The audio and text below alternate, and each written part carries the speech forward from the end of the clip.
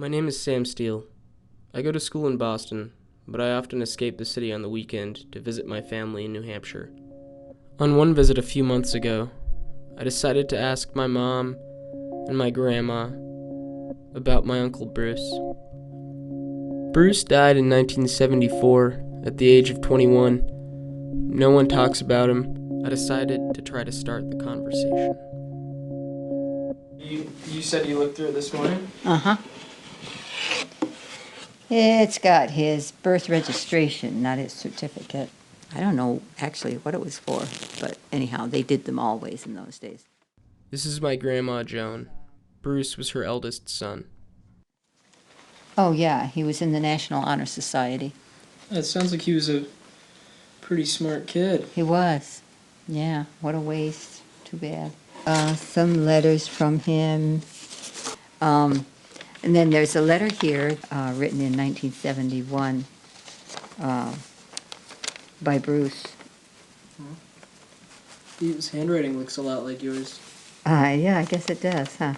Yeah. And he's just talking about stuff, mostly bikes, making motorcycles go, and Yeah. having trouble repairing them and keeping them going, and got a new AM, FM radio. Yeah. Oh, and a bunch of Phillips and regular screwdrivers, which which he was quite proud to have. It's an exciting acquisition, huh? Yeah, well, he was 17. Yeah. Yeah, yeah. Betsy looked up to him so much. She just thought her brother Bruce was the most wonderful thing. Yeah, a wonderful person. This is my mom, Betsy. Bruce was her oldest brother. She was 13 years old when he died. I mean, he was generous and funny, smart. He played tennis. He was on the tennis team at high school. He was a computer. Back then, you know, computers filled huge rooms, and he was a computer geek. He loved computers. He was athletic and rode a motorcycle and took me places on his motorcycle. He was the kind of brother who was kind and present and reliable and compassionate. When I was little and I had a bad dream, I wasn't supposed to go wake up my parents. So instead I would go and I would get into Bruce's bed with him. And he knew he wasn't supposed to let me, but he would let me. Yeah. And he would wake me up before my parents woke up, so I would go back to my bed. He would help me with my bad dreams. She says she remembers him. There was a little pond near where we lived out in the country at one point when all the kids were little. Bruce was about 10, I guess. I don't know. We were walking back from a swimming hole, and I tripped on barbed wire, and I ripped my shin, a long gash up my leg, and I have a vivid memory of it. And he picked me up, and he carried me bleeding and screaming all the way back to the house, and took care of me. And She's never forgotten that. Yeah, it's a sweet, sweet memory. He was her big brother.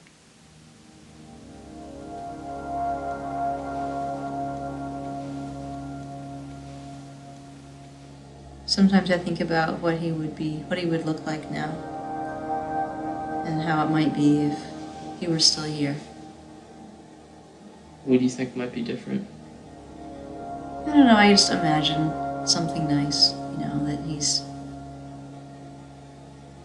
that he has a family and he lives nearby and we see him all the time. Kind of like, Scott or Pete. And Yeah. just another brother like that. Yeah. Sometimes I like to imagine that. But he's, of course, he's not. Yeah.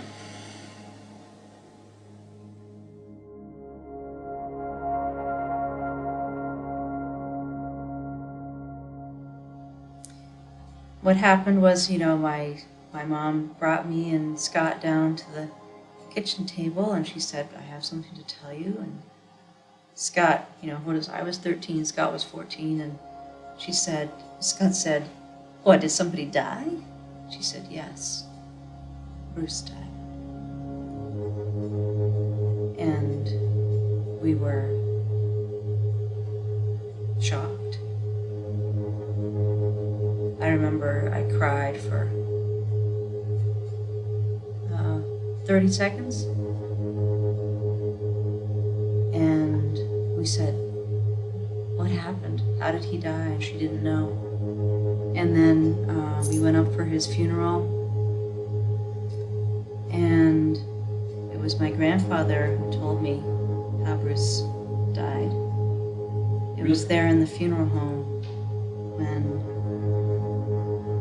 I asked somebody and they said, ask your grandfather. And I said, Daddy Gabu, that was his nickname. Daddy Gabu, how did Bruce die? And he said, well, Bruce was living with him at the time. And he said he heard Bruce get up and walk across the floor upstairs from him, heard him go to the bathroom, heard him come back, and then he heard a gunshot. And he went upstairs and he found Bruce dead, his head blown off. It was strange to hear it there where I had to just kind of keep myself together. But it was almost like I was hearing it again for the first time. The violence of it, I think, was just so staggering.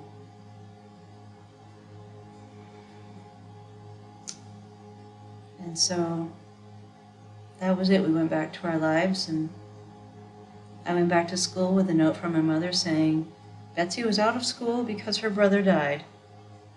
And they took my note and they didn't say anything, and I didn't say anything, and nobody said anything. And that was how it was. Well, I mean, in my family, the culture was pick yourself up, be strong, keep going, don't complain. And I think that was part of what led to Bruce killing himself, probably. He didn't feel strong. He needed help. He needed to be able to say, I need you. And he didn't have permission in our family. My mom didn't think that Bruce had given much in the way of warning signs due to his fear of breaking the code of stoic silence that existed in my family. But my grandma told a different story. Oh, he was giving mucho signals, but I was not capable of acting on them, or even receiving them with understanding. My cognitive field there was pretty limited to moi. Right. Yeah. In a couple of the letters that I have there, he's asking everybody to write him and send him a letter. He made it abundantly clear, but I and others, I guess, too, didn't want to see it. Yeah. Busy with our own lives. Yeah. To our everlasting sorrow. My grandma gave me the box to take back to Boston, and when I looked through it, I realized what a special person my uncle had been, and I felt the tragedy of his loss as I never had before. According to the baby book my grandma had made entries into, the first thing she asked the doctor after he was born was, "Is he perfect?" For a while, he seemed pretty close to perfect. He was a smiling kid who loved his mom and wrote sweetly of her in class assignments. In high school, Bruce excelled academically and athletically. My mom and my uncles all loved him and looked up to him.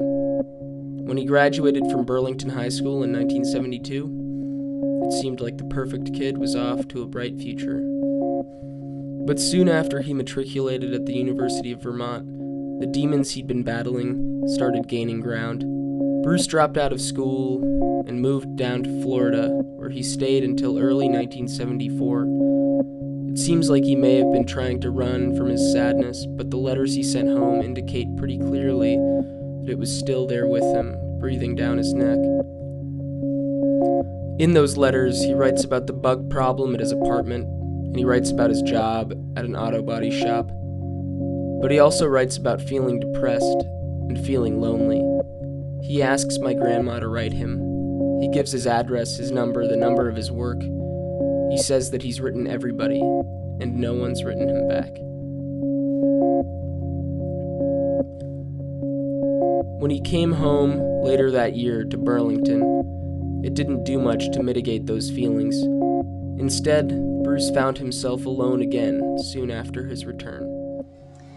Well, you know, when I was 12, we moved from Burlington, where he was living, and he was 20 then.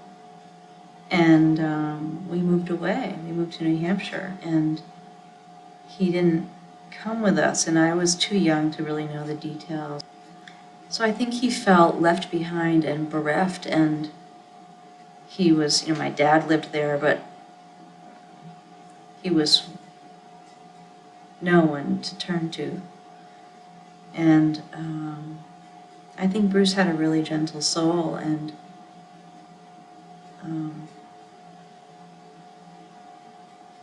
he felt abandoned. Towards the end of his life, I didn't see very much of him. Yeah. And there again, I feel very remiss about that. They were over in Vermont, and it's a bit of a trip, it's a couple hours trip. Mm-hmm. So I didn't get over there, but I went once about a year before he took his life, and spent some time just hanging out with him. Yeah. And he said at that time that sometimes he felt really sad. He missed all of us. He wanted to be with the rest of the family.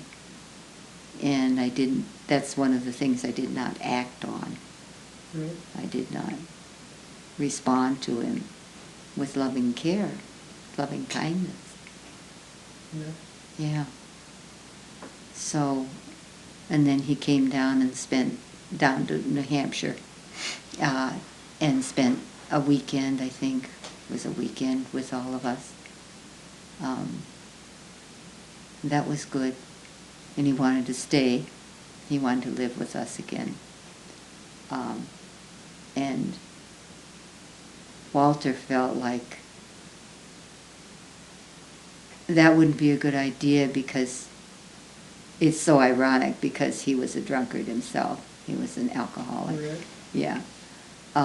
He felt that Bruce was probably using drugs, and we wouldn't want him to influence the kids, the kids that were living in New Hampshire with us. So is that the last time you saw him, when he came to visit you and Walter? Yeah. Yeah. Yeah. The last time my mom saw Bruce alive, she had a kind of warning as well, what she calls her premonition.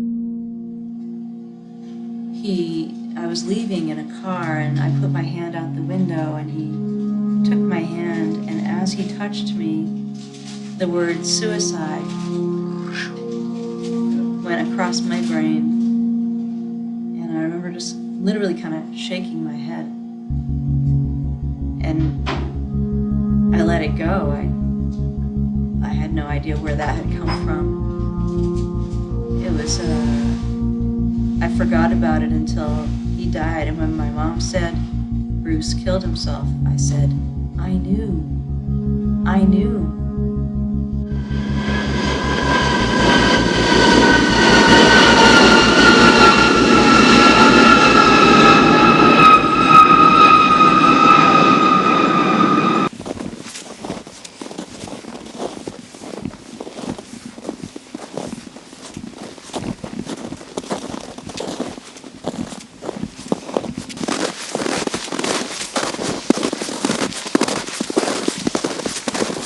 my mom hadn't realized the extent to which Bruce had reached out for help. She hadn't looked in the box, and she hadn't read the letters. When I told her about his efforts to make others notice his pain, it was hard for her to hear. I guess I was always operating with the idea that it was completely mysterious, out of the blue, nobody knew it was coming. I was the only one who had this premonition. Right. And now that you told me about these letters here today, it's like, well, what? How Yeah. long? It's been 40 years and I didn't know this? I'm surprised. I guess I didn't realize that you... I had no idea. It just makes it so tragic. Yeah. So preventable. Yeah, Someone had just been like... caring. Yeah. Someone had Paying written him back. attention. I mean, I don't know. Somebody said, come home. Yeah. Come home. I want you to come home. Let's take care of you. Right. Instead You of needed you that. can't come home. Or 'Cause you ignoring. smoke Oh, you weed can't come sometimes. home because you smoke marijuana. Yeah. Come on. What a ridiculous trade-off, right? If you'd said that to me, Yeah, you would have left home a long time ago. Yeah, it just seems so ludicrous and so deeply tragic. I'll be grappling with that. yeah. Well, can you imagine what he'd be like now if he'd had somebody who cared about him, or who he knew cared about him? Yeah, I know. But instead, he's 21 years old and laying in a box in the ground in northern Vermont, where nobody ever goes to see his grave. Where is his grave? Where in northern Vermont? Northeast Kingdom, Vermont. It's far in northern Vermont. It's where our Scottish ancestors first came when they came to Vermont. Really? I was there when he was buried. I remember seeing the green pretend grass over the remember I told you, over the dirt? And Oh, being yeah. pissed, like The AstroTurf the kind of stuff? AstroTurf around the grave. I'm like, why so fake? It's dirt. Yeah. Let it be dirt. Let it be dirt. Let it be what it is. Yeah. I was 13 years old and I was pissed. Yeah. Let it be dirt. Ashes to ashes, dust to dust, AstroTurf to AstroTurf. As the saying goes. Should go see him. Good.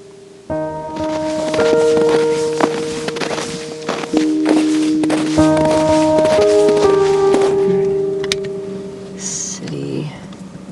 Okay, V-E-R-M-O-N.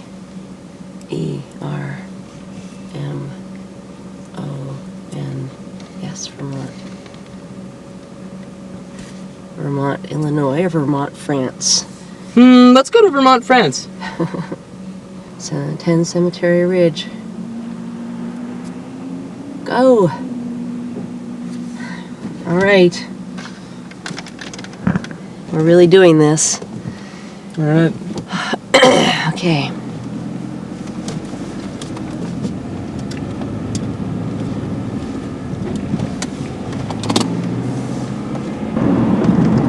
So, Ma, how are you feeling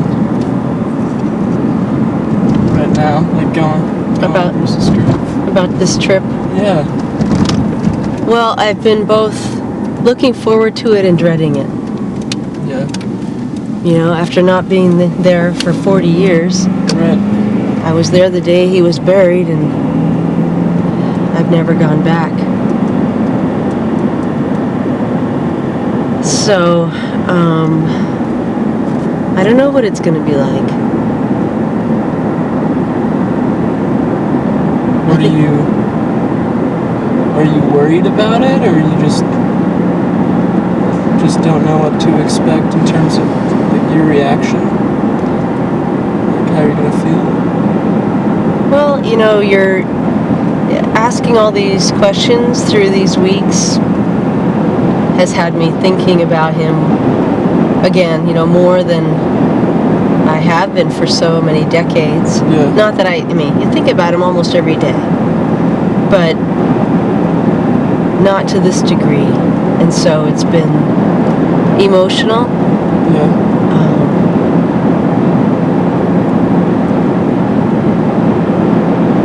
It's a sadness, Yeah. and I'm afraid of that.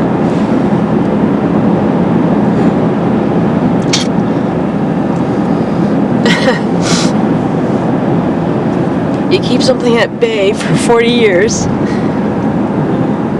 Nobody talks about it for 40 years. And then you're asking all these fucking questions. God, I was doing such a good job. And you know, I think part of your asking questions has unearthed things that I didn't know that make my heart even more sort of ragged. Yeah. So I think I've been thinking about looking in the box and reading some of those letters, and then seeing his grave that has no stone. I mean, how sad is that?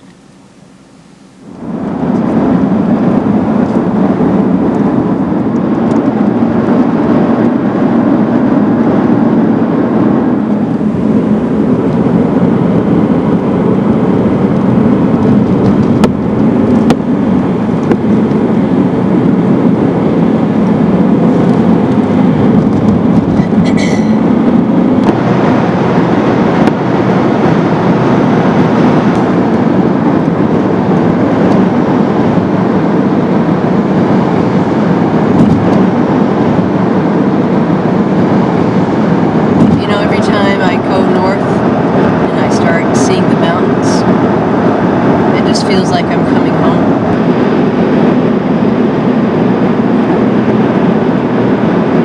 Vermont feels like home, but it feels like loss too, because this is where my parents sat us down at the kitchen table when I was 6 years old and said they were getting divorced. This is where I lost my childhood, I guess you could say. And then I lost my brother.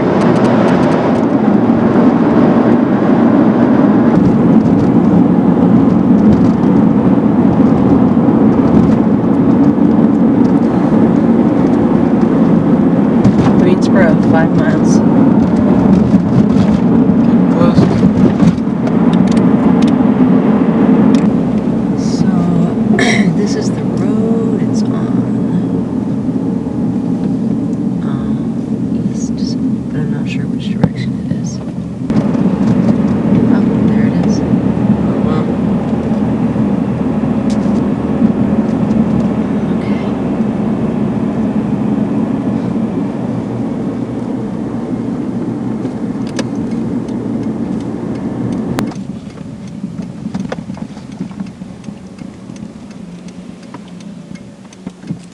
All right, All right. here we are.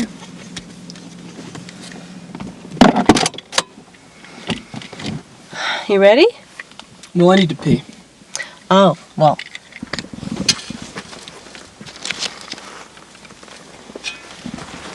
Okay. I look a little weird going into a graveyard carrying a shovel, huh?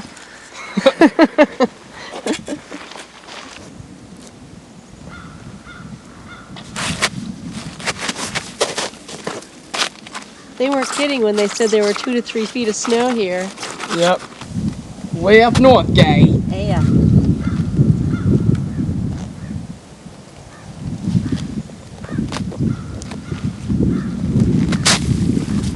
Okay. Alrighty. Okay, now I feel ridiculous with snowshoes. Thank God we brought the snowshoes. This dirt is incredible. So deep.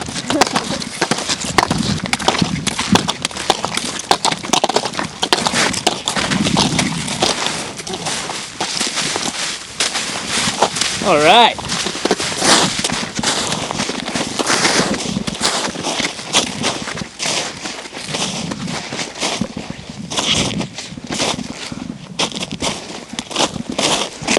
This better be it.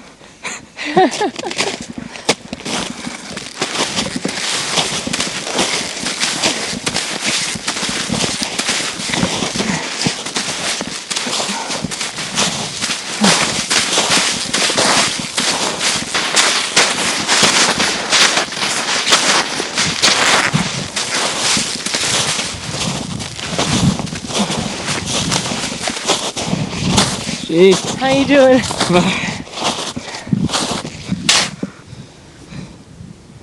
Well, let's find Bruce.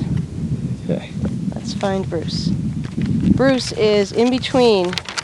He's in row 5, so I assume he's in that row.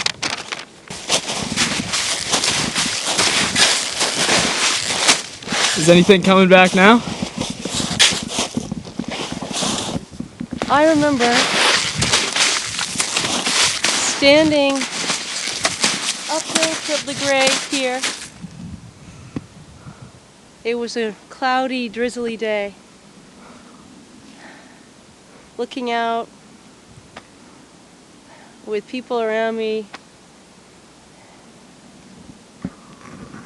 It was really desolate. Yeah. And the pile of dirt had green astroturf on it, which was garish and horrid. I just wanted to rip it off and say, "It's dirt! He's dead!" And his casket was on this little riser thing holding it above the open pit. And I just felt confused and alone. Yeah. Like he's been alone. Like he felt alone.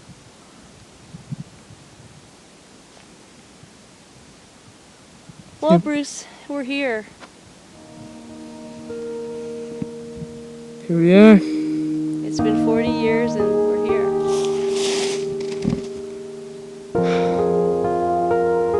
Well, Mom, how does it feel? It feels like the right thing to do. Yeah.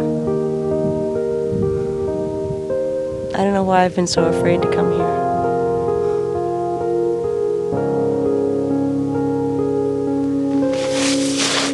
So, you know what I want to do? What's that? I just want to lay down with him. Just gonna lay down with my brother.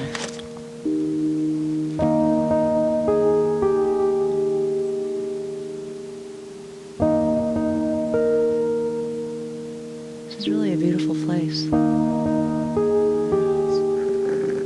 Bruce, do you see those clouds?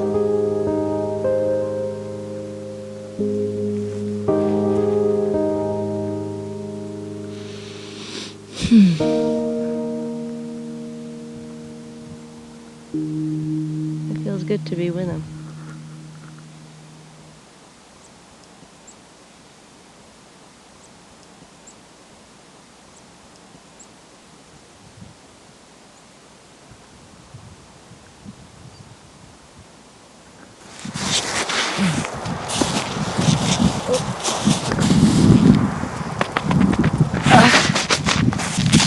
I think I want to take a picture.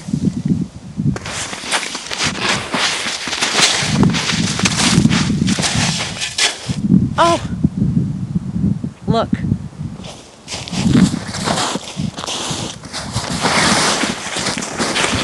Wait, what?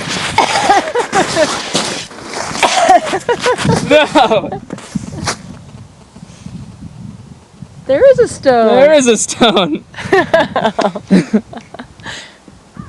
The survey was wrong. Well, there you go. Well, alright. It doesn't have a whole lot of information on it. It's not the most ostentatious.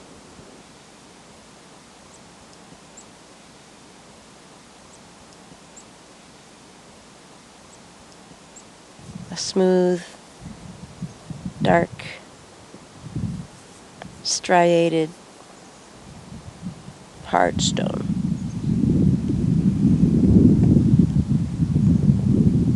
It represents 40 years.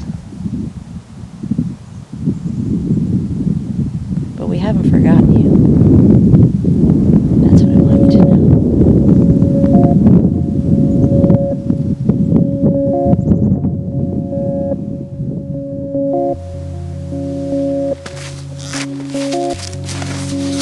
Okay. I would only do this for you, you know. Well, now that your butt is already cold? My butt is cold and wet.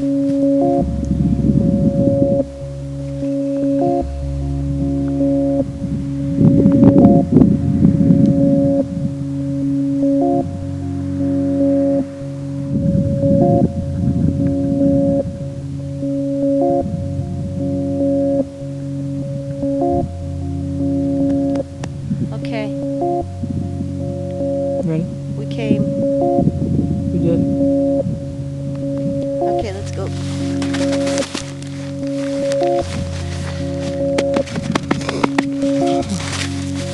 There's still a lot of healing to do in my family when it comes to Bruce's death.